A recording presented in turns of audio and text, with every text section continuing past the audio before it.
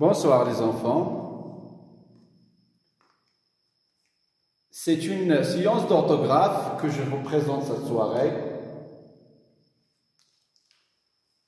dont le titre est tout, avec un T masculin singulier, tous, avec S, pluriel masculin, toutes, avec TE, singulier féminin, toutes, avec ES, pluriel féminin. Il s'agit donc d'une leçon d'accords en genre et en ordre. Le genre, c'est masculin ou bien féminin. C'est un rappel. Le nombre, c'est singulier ou pluriel. Voilà, donc l'accord en genre et en nombre. Quand est-ce qu'on peut accorder tout? Quels sont les cas dans lesquels cet accord ne peut pas être effectué? Lisons les phrases, analysons et arrivons à une règle à retenir. Les cyclistes sont tombés sur la chaussée. La première phrase. Les cyclistes sont tombés sur la chaussée. La même phrase, je veux la répéter, mais en remplaçant les cyclistes par tout. Donc je vais écrire tous avec un S. Tous avec un S articulé. Tous. Pourquoi? Parce que tous se trouve devant un verbe. Alors, tout plus verbe, elle est considérée comme quoi? Qu'est-ce qu'on trouve devant un verbe? Un pronom.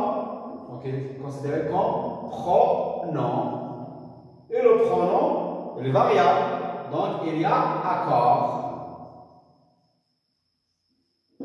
S'il s'agit d'un masculin singulier, je vais trouver tout. Et s'il s'agit d'un pluriel masculin, je vais trouver tous en prononçant le S. C'est la règle numéro 1. Devant un verbe, tout s'accorde.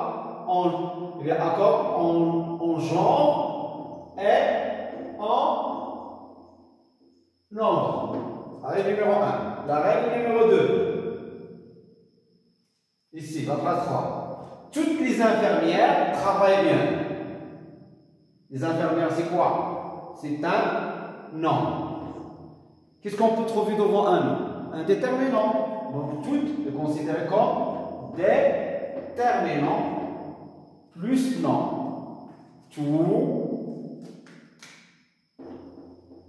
plus nom, elle est considérée comme déterminant. Les déterminants s'accordent en genre et en nombre. Tous les déterminants s'accordent. Donc tout s'accorde elle aussi. Infirmière ES, toute ES. Ça veut dire pluriel féminin pour le déterminant et pour le nom. La règle numéro 3, je vais la diviser par 2 et j'aurai petit A et petit B. Farida est tout émue. Émue, c'est adjectif. Donc, tout plus adjectif. Regardez, ému avec E. Ça veut dire féminin singulier. Tout reste invariable. Donc, tout reste invariable. Lorsqu'il est invariable, donc elle est adverbe. Elle est considérée comme adverbe invariable devant un adjectif qui commence par la voyelle. Voilà la règle qui nous intéresse. Qui commence par la voyelle.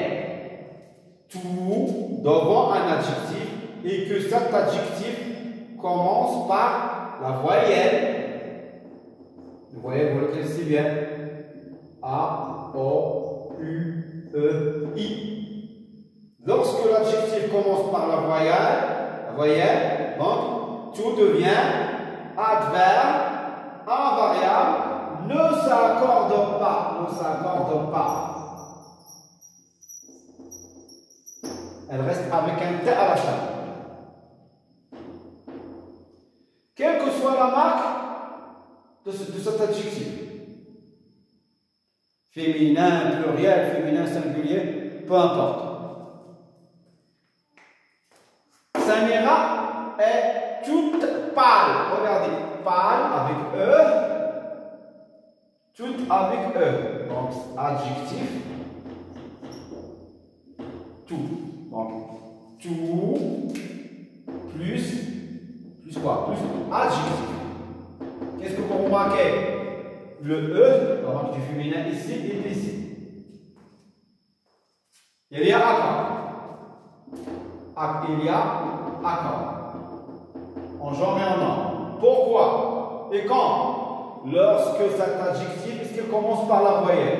Il commence par la consonne.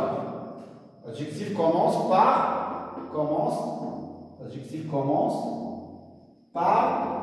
la consonne. La consonne ou bien H aspiré. H aspiré, c'est le H qu'on prononce. H prononcé.